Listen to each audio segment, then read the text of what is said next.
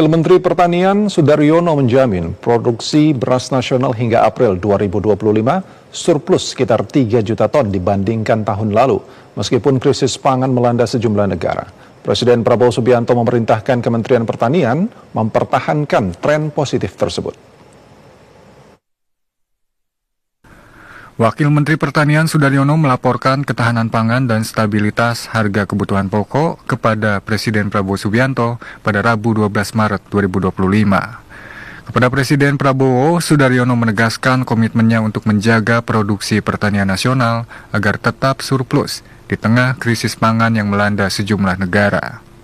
Sudaryono mengungkapkan produksi beras nasional hingga April 2025 dipastikan mengalami surplus dibandingkan tahun sebelumnya, yaitu sekitar 2,8 hingga 3 juta ton. Presiden Prabowo pun meminta agar tren positif ini dapat dipertahankan.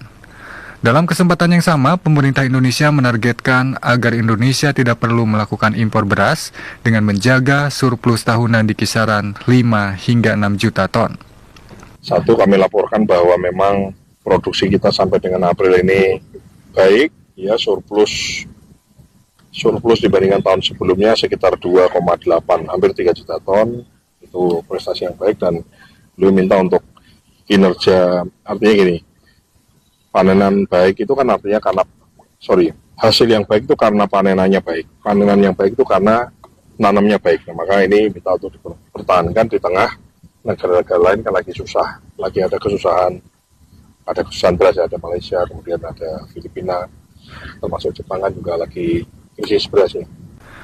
Wakil Menteri Pertanian Sudaryono menekankan pentingnya percepatan proses pertanian guna meningkatkan produksi. Wamentan berharap petani menanam kembali setelah panen agar dalam 1 tahun bisa melakukan panen hingga 3 kali. Selain produksi, pertemuan tersebut juga membahas peran Koperasi Desa Merah Putih dalam menyalurkan hasil pertanian dan menyediakan kebutuhan petani, termasuk pupuk, pestisida, serta sembako dengan harga yang terjangkau.